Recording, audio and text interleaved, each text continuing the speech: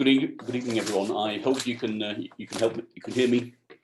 I'm Bob Green. I'm one of the teachers, the lecturers at the University of Kent in the School of Physical Sciences, and my specialism, I suppose, is forensic science. I started in 1987, as you'll see in a moment. Came to Kent from South Yorkshire, and really on the very first day was met by a very serious attempted murder. We thought it was a murder at the time, but it wasn't. The girl got better. Thank goodness. I went on to work at the Forensic Science Service, worked for Kent Police for a number of years, then went on to work in the Forensic Science Service prior to joining the Home Office, where I stayed for about 10 years. Then during that time, I'd had a part-time position at Kent, helping Kent about 20 odd years ago now to actually set up the forensic science program. And we've literally just gone from strength to strength. And joining me tonight is Luke, one of our second year students, stage 2 students, Stella, stage 2 student, who will tell you what we've been doing from his perspective. So welcome all. So the structure of tonight is to start by telling you a story, and the story is that very first story that met me when I came to Kent 33 years ago now. It was the very bad winter of 1987. Our arrival in Kent had been delayed because we couldn't travel from north to south, and when I got to Kent, we were actually probably thinking of, have we made the right decision? And at around 8 o'clock the following morning, a knock came on the door and said, "We've had this incident. Will you come to help?" So this is the case of Cathy Humphrey. The purpose of telling you this, it really is to showcase what we do at Kent, how we build our science program around forensic science and around professional practice. And we've got a good number of practitioners now and resources that we can draw on to do that. So we'll begin with the story. It's about finger marks, fingerprints, and the case of Cathy Humphrey. Some people will have been following the debate with fingerprints and will know that over the years there have been some pretty serious mistakes made, shall we say, mistakes that would have wrongly identified people, and there's generally a big outcry in the press. And what I want to do tonight is to make you the fingerprint officers for this evening. At the end of this presentation, there's a quiz, a professional quiz that was produced by the Americans, and I want to try to show you just how difficult some of this is to do. So we'll end with a quiz. So the purpose of this, though, for me is to tell you how to talk a little bit about setting the background of fingerprints. Dactylography is the posh name for fingerprints. I want to try to help you to understand the difference between fingerprints that are actually made in the police station, and the finger marks. Those marks that are actually left at the crime scene. I want to show you the difference. I actually want to show you the difference actually with this particular case in point. I've actually got some of the exhibits from this case. Talk a little bit about the fingerprint deposition, then talk a little bit about level 1 detail, the overall pattern of finger marks, level 2 detail, the individual minutiae or ridge characteristics. I'd like to help us to understand a little bit more about pattern evidence. As I've said, then finish off by having a go at this pattern matching quiz. And I think we've got some time for questions at the end. So let's begin.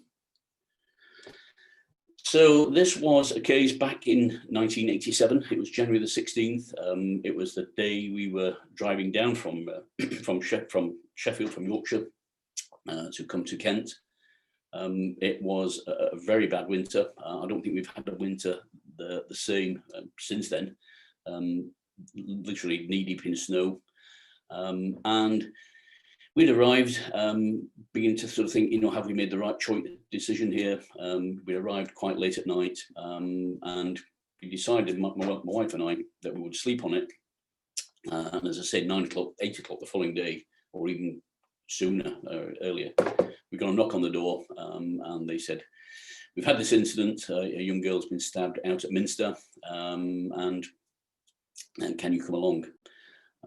All today, I've actually been looking for the photograph of the knife that this individual used to stab young Cathy with, and it was I can't find it, but it was a very, very a little sort of potato knife, red-handled, very, very sharp, and he'd stabbed poor Cathy so hard that he'd actually broken the blade, so the blade and the handle had come adrift.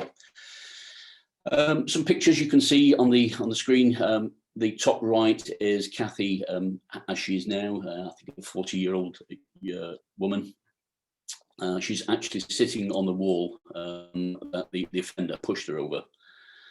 So 33 years on, that must really take some guts to actually sit on the wall and bring back all those memories. So the point of me mentioning this is that forensic science is important. Forensic science, if we don't get it right, has the possibility of impacting lots of people's lives, letting offenders go free, and really not providing any closure to victims. And the bottom right-hand corner is the picture of Cathy as she was at the time with Princess Diana. And you can see there that you've probably been reading the slide as we've gone along. Mum blamed herself, and as she'd walked to the shops, a man had approached her, and I'm sure we've all told our kids not to go, not to talk to strange people, not to talk to strange men, which she was actually quite good at doing, but to Kelvin Chapman, the offender, was not having any of it. That's the picture of Kelvin Chapman on the bottom right-hand corner, and on the top right hand, we've got an artist impression of what the young girl, what Cathy said he looked like. And again, just read some of the narrative. I was calling for help. No one's coming for you. He pushed her head down so far that she was all crumpled up in the passenger footwell. He took out this knife. As I say, it's a horrible knife. I was trying to give you an example of what it looked like. It's a small, very, very sharp potato knife that had broken. And he'd stabbed young Cathy to the point where she thought she was going to die, and he thought that he'd killed her. So that's Kelvin Chapman, the offender. He got 16 years in prison for that offence. So he's been out many years now. And so, again, just a little bit more of the story. She'd managed to run away. She was drenched in blood, as you can see there. This guy was, as she says, like a madman. Even at that age, she knew that he wanted to kill her. And, for a moment, let's just take a moment to just reflect on, what a young girl must have been feeling. And how it's absolutely vital that we do whatever we can, using forensic science, using policing techniques, to make sure that we put these people where they belong, behind bars. So she pretended that she was dead. She crumpled up, and he ran off. He kicked her in the head just for one last time. He thought he'd killed her, and we, in fact, thought thought she was dead. She actually did die, I believe, on the way to the hospital and was resuscitated. And all of this, as it says there, all of this, my sort of first day on the job. And I know that we all, have times when we're not actually quite sure what we're doing. First day in a job. That was certainly me. And I'm the person, that's my course photograph at the time. That was back in the latter end of 86, 87. And I'm the guy at the back on the right-hand side. With a fringe in those days, so more of a fringe and less of the wide parting I suffer with now. So that was the backdrop of the story, and we've been using these this year. Luke will probably tell you in a moment how we've been using these stories to actually give some context to what we've been talking about in some of the fingerprint labs, or some of the practical labs that we've been doing. Putting some context on it, putting some importance. This is why we're actually doing this. We're not just doing it for the sake of it. Cathy appeared to have died. She died on the way to the hospital, and thank God was brought back to life. And the press very quickly released a photograph, the name of Kelvin Chapman, the offender, the suspect at the time. And so that's the background of the story, and hopefully now you'll see how important forensic science is, how important it is to absolutely get this right, to get it right first time.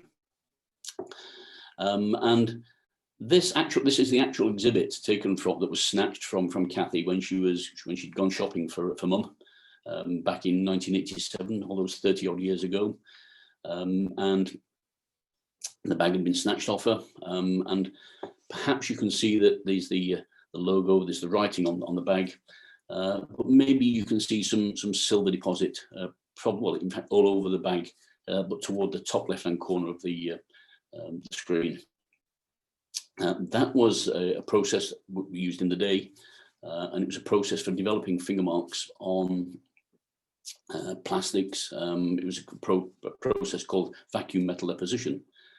And what that does is we evaporate gold and zinc in a vacuum chamber. We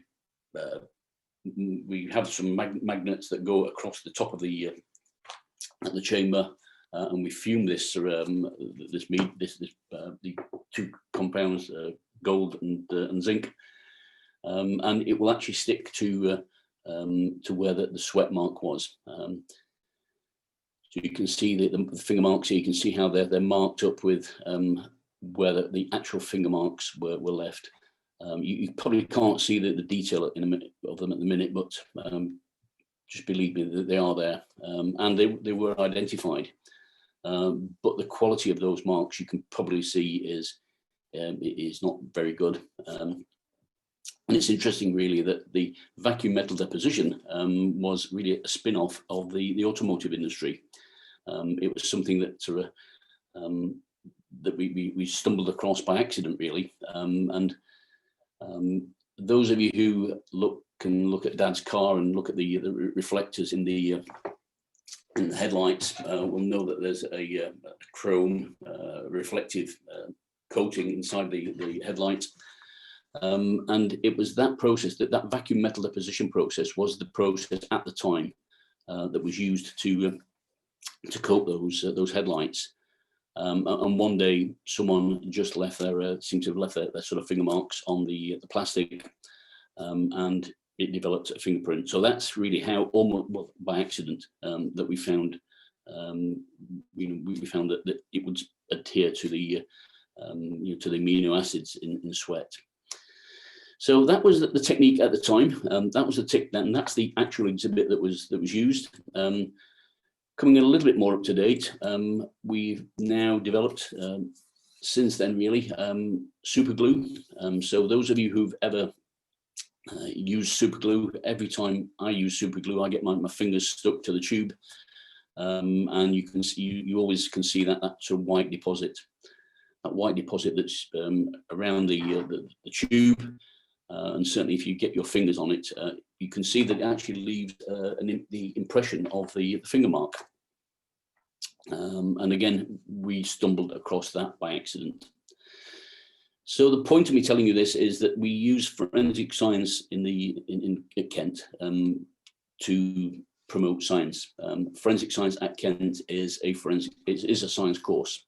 It's deeply rooted in chemistry, in physical sciences, and in DNA, but it's about science and using forensic science really to inspire, to enthuse people, but it is fundamentally a science program, because we have to prepare you for the future. We have to prepare our young graduates for a range of opportunities, range of job opportunities. So it's important that we have enough science in the middle to allow people to become teachers, We've got police officers. We've got people who have become medics, who've become doctors. We've got one of our past graduates in the medical school now. So depending on where you want to go, the sky really is your limit. So that's the purpose of me showing you that slide. That's just to say that we are about science and not really about stories as such, but stories are important really to illustrate the point. And again, these are actually the cards that were made at the time. They were the cards that were taken to court to explain to the judge and to the jury how these points of similarity, we call them, matched between the the fingerprint on the right hand side. Can you see that it's very clear, it's very distinct, it has all the detail in it that we need to make an identification. And then the finger mark on the left hand side, can you see how scruffy that is?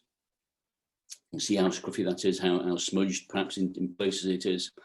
And if you were to identify any one particular problem with fingerprint misidentification, it really is where the finger marks are of poor quality, where people, the forensic scientists, the examiners have actually tried to go that extra mile and tried to find something that's that's either there or not there. But again, in the day, we had 16 points we had to match 16 points of similarity back in the 87, and you can see that they're all marked up there, 1, 2, 3, etc.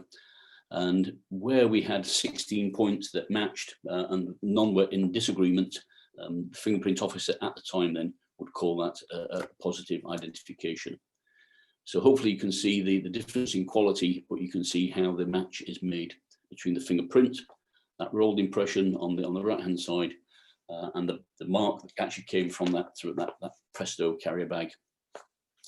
Interestingly, we tried to do the same with the knife handle, the plastic knife handle, and we didn't actually get any finger marks from that, but we did get marks from the bag.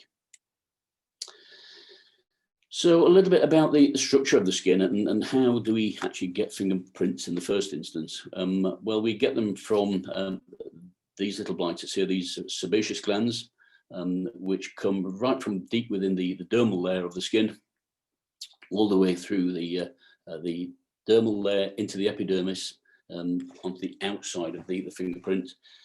And perhaps you can see how they emerge. They emerge through sweat pores. And you can probably see from the image that the sweat pores run along the ridge endings, so along the top of the ridges. You can see how they run there and almost you can imagine if your hands are sweating, you're actually leaving an imprint of your prints as you go along. And it's only on the hands and the soles of the feet that we have this this type of skin, this friction skin it's referred to as. We don't really know how it developed through the ages, but the consensus is that it's there to give us a heightened sense of touch. It's there to help us grasp things. And those of us who've ever cut our finger end, you'll know how much it hurts. It hurts more than anywhere else perhaps on the hand or the arm, and that's because there are more nerve endings, pardon me, in the fingers, because of course the skin is all crumpled up, a little bit like corrugated paper really.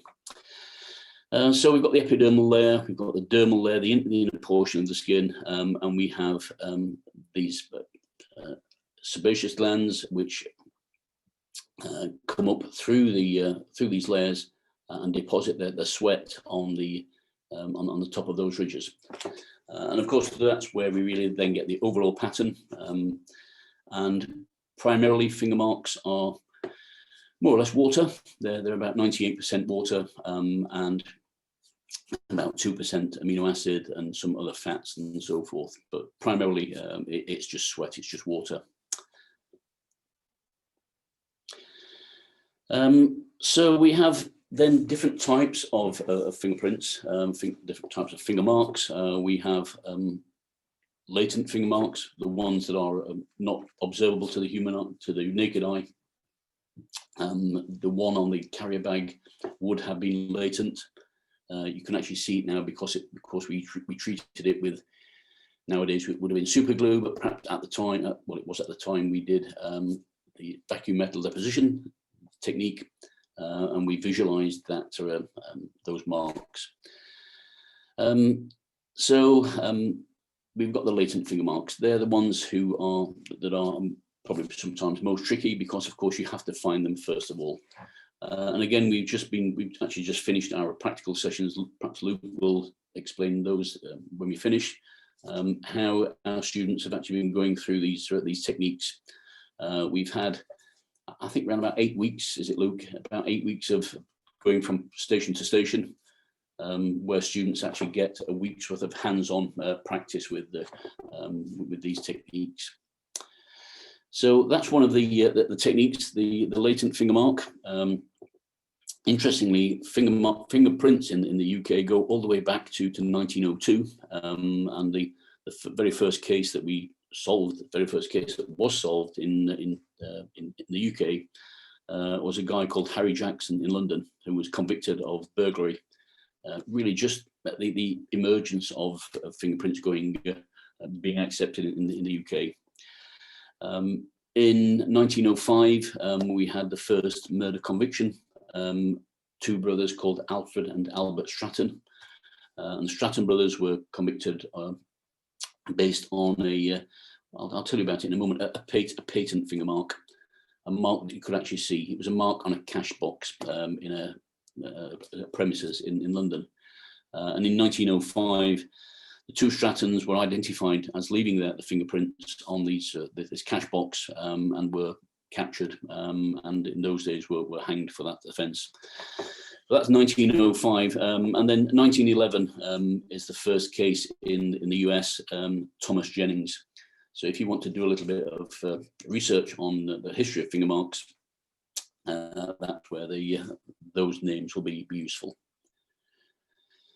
So yeah, patent marks are the ones I was telling you about with the Strattons.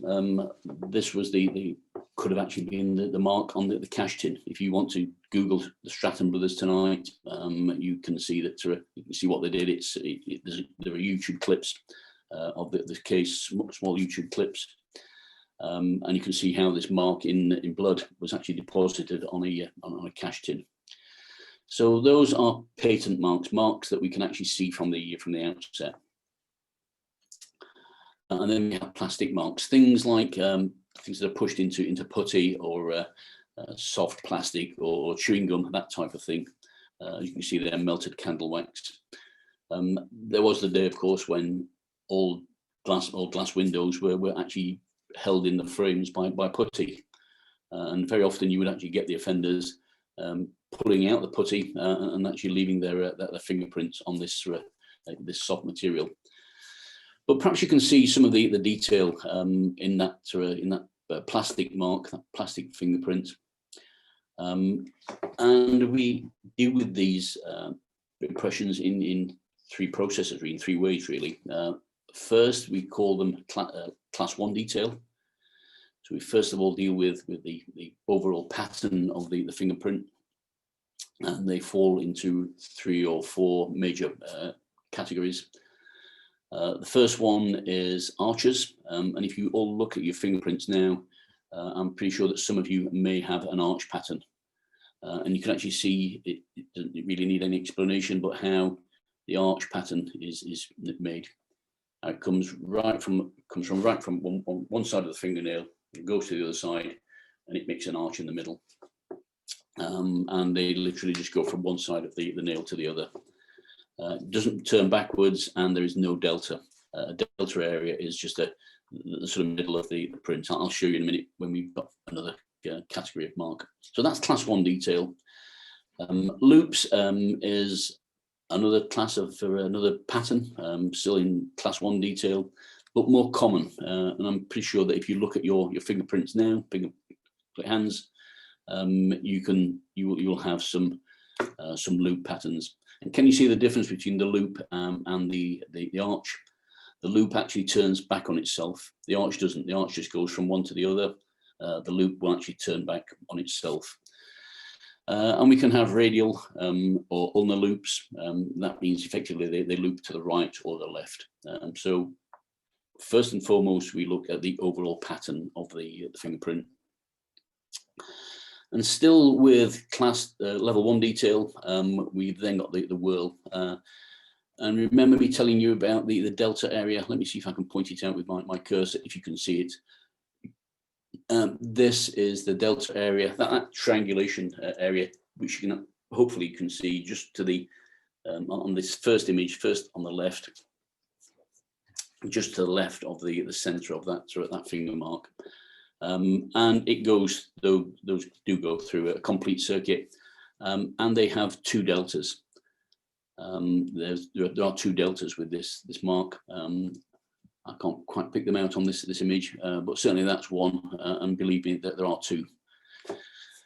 And one of the ways in which fingerprint examiners make their examinations, their identifications, is to actually count the number of minutiae between the deltas and the core. So a little bit of a arithmetical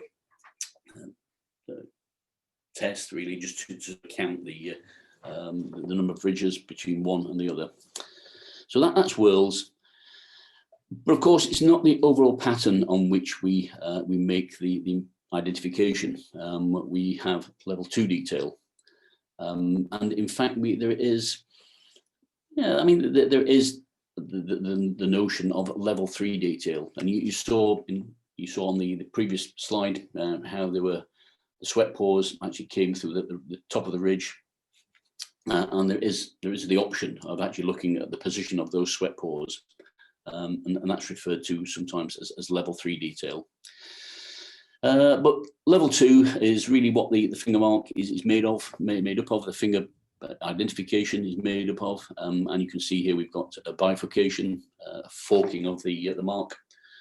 Here we've got another fork going the opposite way. We've got an island there, and they make up the overall pattern. So this is literally looking into the individual pattern of the finger mark. And what happens is that the fingerprint examiner, or nowadays perhaps the equipment, will do it sometimes automatically, I believe, will actually mark up where these ridge characteristics, these minutiae are. And you can actually see that it's the examiner's put the mark, put his little Sharpie pen on this on these areas. And those of you who've ever had a colouring book where you had to colour you had to draw a line between the numbers and then make a little picture, the way in which finger mark identifications are made is by drawing up this spatial pattern. So we're drawing the dots and then seeing what sort of pattern it draws, firing off that pattern to a database nowadays, search engine, and it would give you back some options. It doesn't take away by any means the expertise, but it gives you a starter for 10, which the offender's print might be. But of course, what I'm going to say then, and this is one of the big challenges with fingerprints and with all pattern evidence, really, is that it's rather subjective, isn't it? And some people might say, well, this is really not science in any event. Well, there's lots of science associated with fingerprints for sure, but the overall pattern and actually what we see can vary between individuals. And I'm pretty sure some of you who've looked at primarily psychology books will see that the image on the left, some people can see an old lady with the chin pointing towards my left at least, and the nose being here. Some people can see a young lady who's actually facing away, facing into the corner of the room. She's got this hat on here. You can just see the eyebrow and the nose. So we see things differently. And the point of me stressing this is that it's fine when we've all got nice, pristine finger marks to deal with. But when you've got something like the carrier bag in the Cathy Humphrey case, you'll see how difficult those were to actually make that connection. Image on the right, of course, some people will see the frog sitting on a stone, and some people will see that the horse's head pointing up towards, effectively towards 11 o'clock. So we all see things rather differently. So it is a subjective judgment. And of course, where the fingerprint pattern is of poor quality, where the finger mark pattern is of poor quality, then sometimes mistakes do occur. So I said I wanted to make you the fingerprint examiners for this evening, and this is actually a quiz. It's a quiz that's actually used as part of an assessment for finger mark examiners. It was produced by the National Institute of Standards and Technology in the US, and hopefully you'll see that it's not quite as simple as we might have thought. So I want you to get a pen and paper to hand. So I'll just give you a minute just to get the pen and pencil to hand, because I want you to write down some of the answers.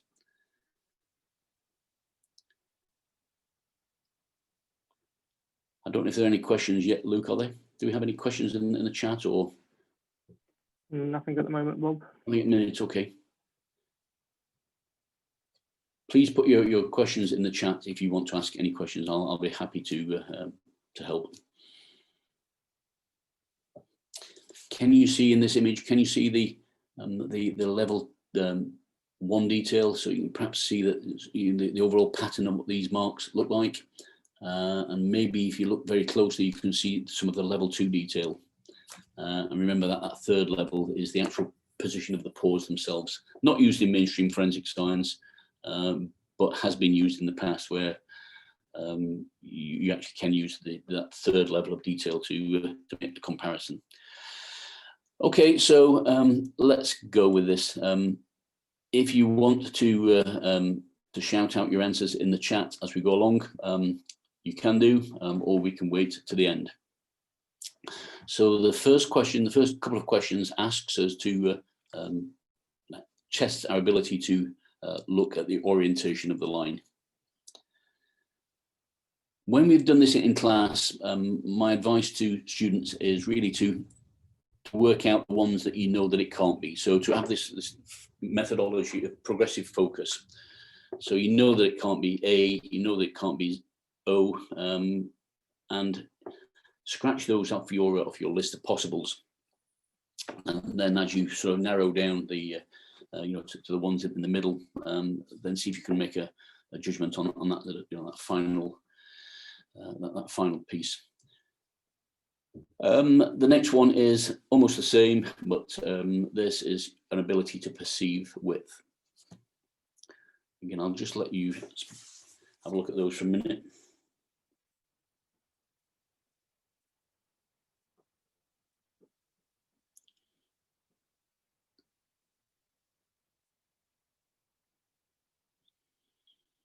So does it help if you actually work, from top to bottom, bottom to top, and actually narrow down into the middle, the ones that you think, is that the way you do it, Luke? You've done it when we've done it in class? Yeah, just rule out which ones it definitely can't be. Okay. And again, that same concept can be actually used in forensic science to actually look at the marks that we know that they can't match, and the ones that they possibly could. So, for example, there's no point at all in us trying to match a loop pattern with an arch pattern. We know from the outset that these two just don't match. But once we've actually made that determination that it is a loop or it's an arch, then we can move on and actually look at that second level of detail. Okay, so let's move on now to questions 3 and 4, which asks us to deal with rotations and some comparisons. So again, look at the ones that you know that it can't be, and what you have here is you have the minutiae, the ridge characteristics, which are oriented differently. So you have to rotate the exemplar on the left hand side. So this is what we're looking for. that image on the left-hand side, and then you've got the option of A to O. And again, what you're having to do now is to make that comparison, but one is on its side and one is on its and one is more or less vertical. Similarly, with question number 4, just look at the features on this one. You know the ones that it can't be, and for example, we can see how this is the exemplar one on the left, and we can see, can't we, that we can see which ones it can't be. Anyone spotted any yet that we know that it can't actually be? I don't think it can be A, because I can spot on my small screen. I can spot a gap on A, so we know that we can rule out A, and then move through them and see which one you think it is. So that's just A to D on that. But hopefully you can see that it's not as straightforward as we thought, even with the information we've had tonight.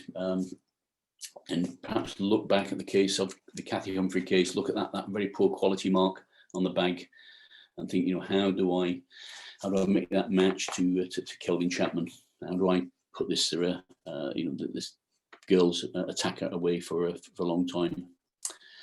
And of course, they now get progressively harder. So these questions will get progressively harder. And I've got to be quite frank with you. When I did this for real, when I did this quiz, I wasn't very good at it at all. My young students now are much better. They've got a much keener eye than I have now, and they get this much quicker than I do. But you can see that the image on the left is there, and this exemplar also to the left. But the actual the mark itself, can you see that it's becoming more scratchy? And what it's actually asking us to do here is to filter out that background noise, filter out the background color. And again, we've just been doing that. We've just come to the end of our practicals, where we've been having the students look at some finger marks with ultraviolet light, some different light sources, some different orientations of light, and see if they can bleach out that background. So we've got A to D on either one of those. Am I going too quick for everyone, or is the pace about right? Anything in the chat, Luke? Nope, nothing yet. No. Okay. So what we're asking on question 6 is for you to look, filter out all of that sort of background mush that's behind the mark. Okay, so coming toward the end, 7 and 8, the ability to detect if the small pattern is present within the large pattern. Again, cast your mind back to that bag, cast your mind back to those marks that were shown in court, that very scrappy, poor quality mark, and that's what you're being asked to do here, to actually look, within some larger patterns. So that's on the left. The one on the right is the ability to follow ridge lines, and this one always reminds me of. We used to get them as kids at Christmas, little sort of puzzles and that type of thing, where you had to sort of follow the line from one side to the other to a prize or something like that. Often in a child's puzzle book, and that's what that's asking you to do. So, are you all with me? Are you all sort of keeping up with what the answers, what you think the answers are, and hopefully you'll see that you'll appreciate that it's not as easy as we might think. Okay, so the final 2 questions. Well, that's actually we've only got 8 questions. So, how did you do? Did you think you've done okay, or what? What do you think? I suppose we'll see in a moment. So, what did we get for question number 1?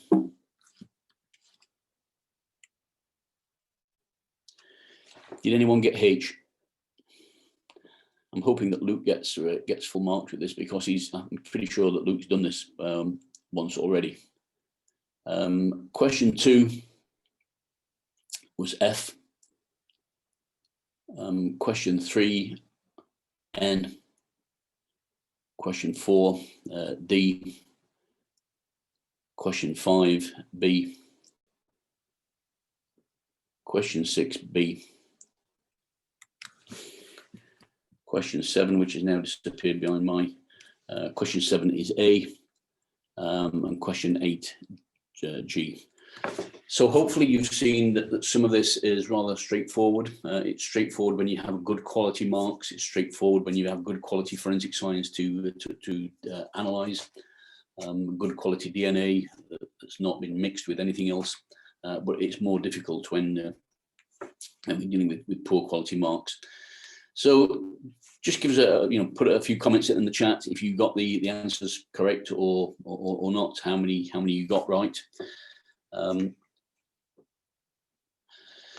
So hopefully that might have been a quick ramble through of trying to show you how important forensic science is. Just think of the cases, hundreds of cases like Cathy Humphrey. It's interesting that was in the day where street stabbings were not as common as they are now. They're a lot more common on the street to these types of assaults now, particularly if you look in London and the like. So hopefully you now know the difference between, the importance of dactylography, the difference between fingerprints and finger marks.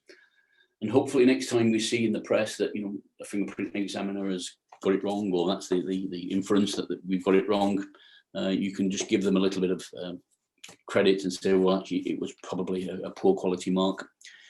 We've looked at the types of finger mark deposition, the patent, latent, and plastic.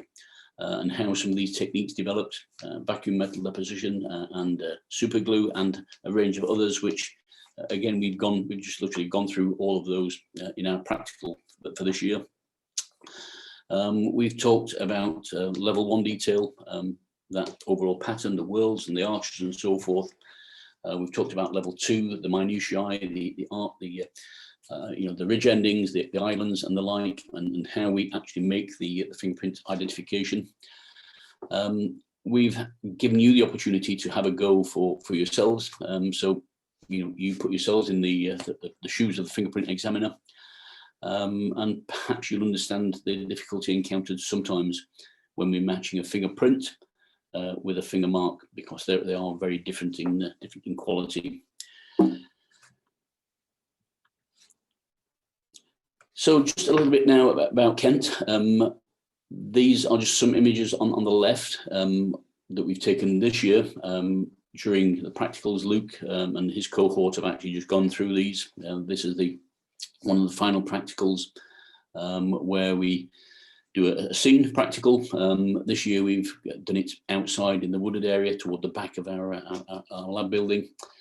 And where students then get the opportunity to recover their own evidence, to look at how they would analyse that evidence, what science would they apply to develop finger marks, how would they develop DNA from a bottle, for example.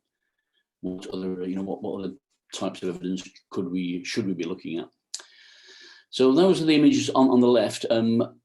Sadly, this year, COVID has rather put an end to, for the minute anyway, to put an end to us going out. But every year, because I've been in forensic science, I suppose, for sort of 30 odd years, I've got to know a good number of people. And each year we have what I refer to as a flagship event. Last year, we all went to visit colleagues and friends in Interpol. So we had a long weekend in Lyon.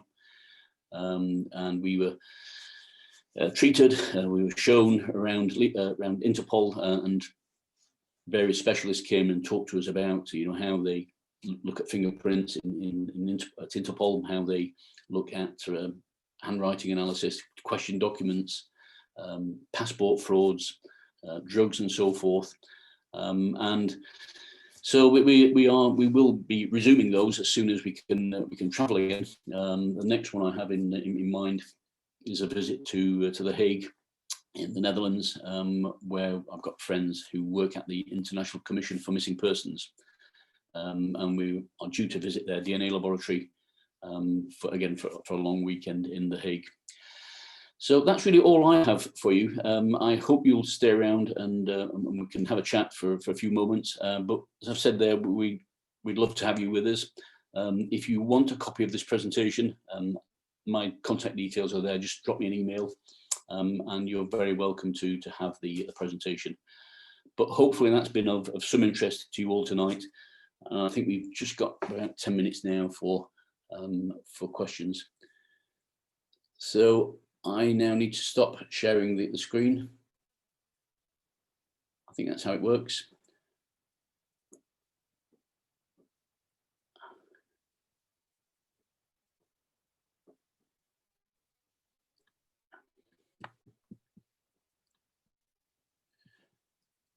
And I think we move on to Q&A.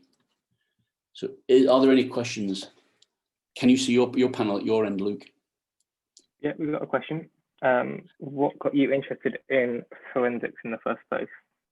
Go on, Bob. I had a friend. I worked in South Yorkshire. Worked in South Yorkshire in those days, and had a friend who was a crime scene examiner, who took me under his wing and took me out and showed me what he was doing, and that was really what sold it to me. And just that ability to use your skills, to use your knowledge, your schooling, to actually make things better for people. Even if on one of those occasions where you've actually found no scientific evidence, you've at least made that victim feel a lot better than they did before. So that was what it did it for me. If I'm truthful, I didn't really want to come to Kent. In those days, I don't think I knew where Kent was in those days, but I had to move. And again, that's a recurring theme now. If you want to work in forensic science, the opportunities are across the UK. So, and in fact, further abroad. So it will involve you travelling. What's the most interesting case you ever had? A number of people have asked me that, and I don't know if you have Netflix, Caitlin, or if you have what's it called now? Sky TV. My most interesting case has just been publicised on Sky TV. It's on a programme called How I Caught the Killer. I don't know if Luke's seen it at all. I've certainly talked to Luke and colleagues, students about that. And it's about the case of an elderly man who was murdered for his collection of firearms, and how a cigarette end that was found in the crime scene back then actually linked to his murderer. So it doesn't sound a very interesting story, but there were more twists and turns in that story than the Da Vinci Code. So what was it? Jasmine asks, what was it like working in a police station and the Home Office? Did you encounter a lot of big cases? Yes, I did. I actually went on to work at the Home Office, and was lucky enough to head up the cold case program, the national cold case program called Operation Advance, which if you want to Google the topic, if you Google Operation Advance DNA Home Office, it will actually tell you what we did. And it was about reanalyzing some old cases, reanalyzing the DNA from old cases, old stranger rape cases, very serious sexual offences. And DNA evolved, it evolved over the years. The DNA database went live in 1995, but there was a steady build-up from then on, effectively from the Pitchfork case around about 1985. And so lots of these techniques were not compatible with the database as it currently stood. And we decided, when I worked at the Home Office, we decided, myself and colleagues, that we would literally we'd clear out the fridges and the freezers. We'd get these samples analysed, we'd get them loaded to the database, and we'd reanalyze them. And literally what came out of that was just astonishing. We started with 148 cases, I think, to start with, and we finished up, I think, about a third of those matched straight away. We did another batch, and they matched also in similar proportions. Just bear with me a minute, please. I just need to go to my bookcase.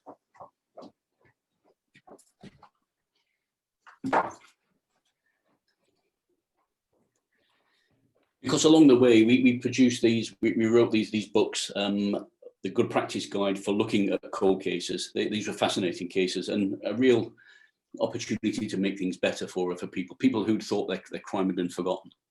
And this one was the use of familial DNA searching. This is where we look at similarities between people's DNA, and mums and dads will share half of their DNA with their children. If you have a brother or sister, you will have a very similar profile to a brother or sister.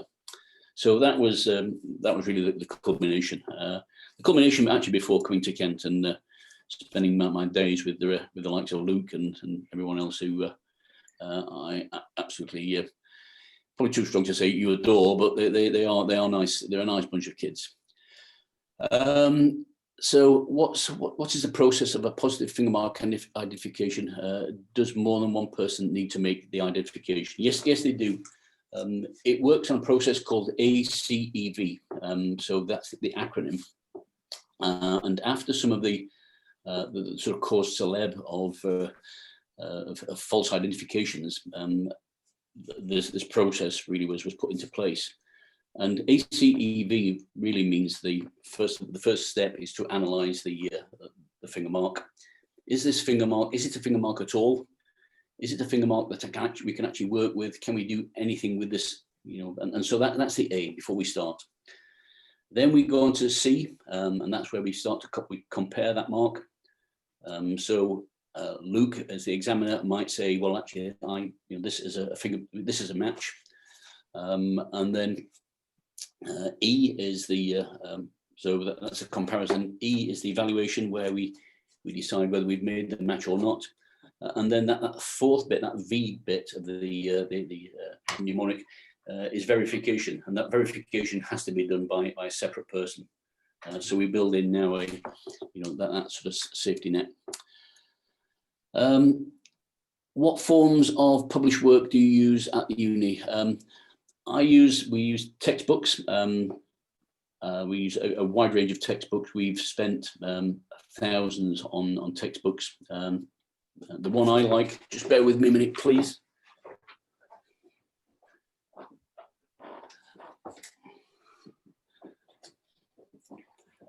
The one I like is by these two guys, Max Hook and Jay Siegel. Sadly, Jay is dead now, but they're both Americans, but it's quite easily found on Amazon, and it's reasonably cheap now.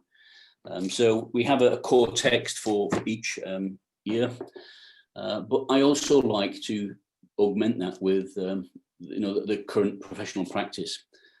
So I have alerts set for the forensic science regulator and things like that. So anything that I spot that's new on the block, we actually embed that into the lectures. And if I can't get it in that year, what I actually do is we have a very active social media site. We have a very active Facebook page. So if you wanted to look for it, it's called SPS Forensic. And I'm sure if you Google Facebook SPS Forensic, it will take you to our page. And then literally you'll see that I post every day. So every time I actually spot something that I think, people will be interested in that, even if they're not, I post it on the onto that page, and that keeps us, current. Do you want to answer any questions, Luke, or do you want to? I think they're all for you, Bob. Is it a stressful job knowing how vital your evidence is to the case? It's stressful knowing that what happens if you don't get this right. And again, if you get the chance to look at the catch up on how I caught the murderer, it's on Sky Crime, I think it was called. But I think there's some sort of catch up. I don't have Sky TV, so I don't know, but I know that some of the students have seen it. So have a look at that if you want. That was my not my most famous case. I suppose that I worked on the Deal Barracks bombing way back in 1988-89. Worked on the Herald of Free Enterprise disaster. Done a number of cases over the years, but that one, the Speakman case, was the most interesting. Have you ever been an expert witness? I've been a professional witness, and It's very stressful, but looking back on things now, I would always make sure that I did my homework. I went prepared. My notes were absolutely, copper plate. Not a because it's important. It's important for us not to let people down. So that's the stress. The stress is, how would I look? How would I look Emily's mum and dad in the eye if I'd let them down? Is there any work experience volunteering that would recommend for a career in forensic science? We don't get much opportunity really to go into. We've had students who've volunteered with the police service. That's been very productive over the years. We have a growing number of people who throughout their degree become special constables. We've got a number of students now who are special constables, and that really gives them a different dimension on life. But one of the problems we face with getting students into a forensic lab is that old chestnut of security clearance. So you have to be security cleared before you're allowed actually to work on cases. But it's not beyond the realms of possibility, and I'm always pushing and trying to call in favors to say, look, can you take this person? Emmett, is there a case that you were, despite all the evidence, you were unsatisfied with? Yeah, I mean, there are cases that I suppose, I'm not ever so satisfied that that guy, that Chapman got 16 years. That Chapman has been out of prison now for donkey's years. So despite the fact that, we put a lot of work into that, similarly with the Ken Speakman case, I know that the offender there is out of prison.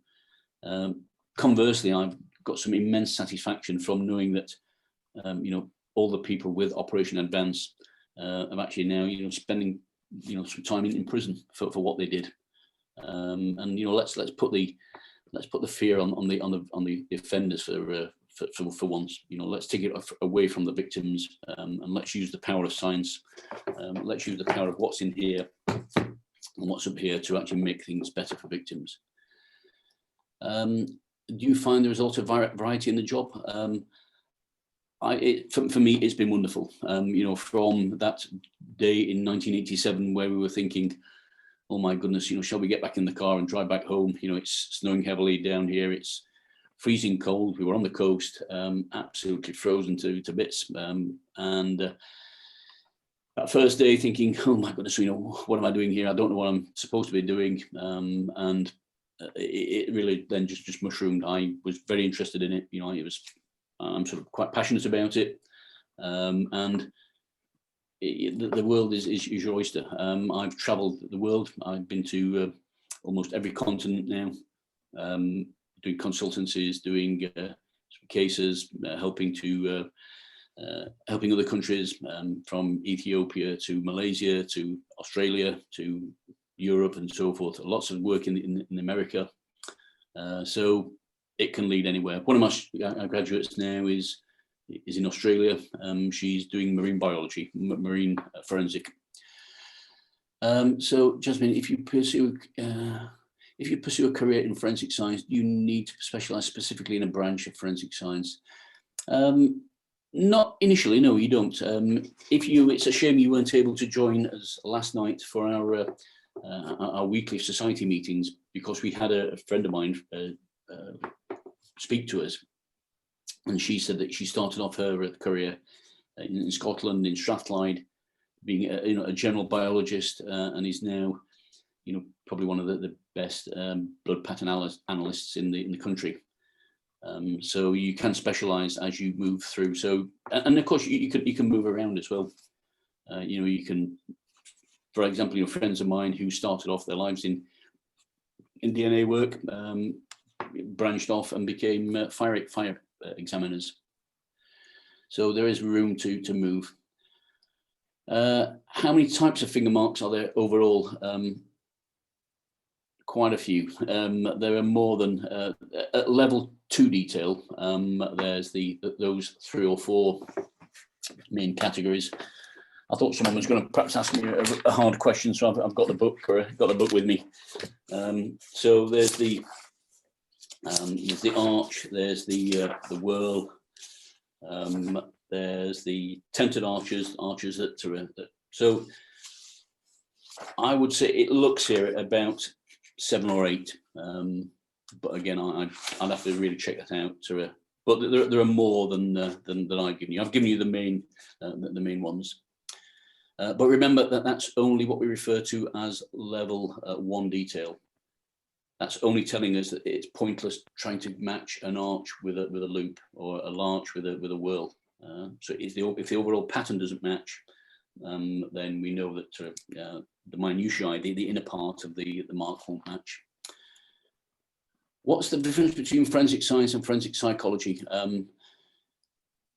Despite the obvious, one is science and one is psychology. Well, we actually, I would like to think that the two complement each other. They are different, of course. One is a very scientifically based subject, a very physical science or biological science based. But I would like to think that we do draw on psychology a little bit in our work. For example, on some of my first year lectures, I'll say to them, that we brought in psychologists when we wanted to know a little bit about the positioning of a body. See, forensic science can tell us about the what and the how and the but it can't tell us really anything about the why. So it can tell us how it happened, what happened, what the substance is. But psychology, actually, I think psychology helps us to understand, why did this happen? Why did these people commit these offences? And Luke will attest to this. We just had one of our workshops. We actually went through the homicide the homicide manual, showing what motivates people. I don't know if you want to fill in on that, Luke, at all or not. That homicide, that specific workshop was quite interesting. That was one we had in person, which made a change. But yeah, no, especially like how people think is something that we don't really touch on in forensic science compared to forensic psychology. But it really is quite important to understand how people and why they commit these crimes, rather than just looking at evidence. Okay, then I think we've come to the end. But thanks everyone for joining us tonight. I hope you'll join us at Kent, and you'll certainly be made very, very welcome. So for tonight, good night.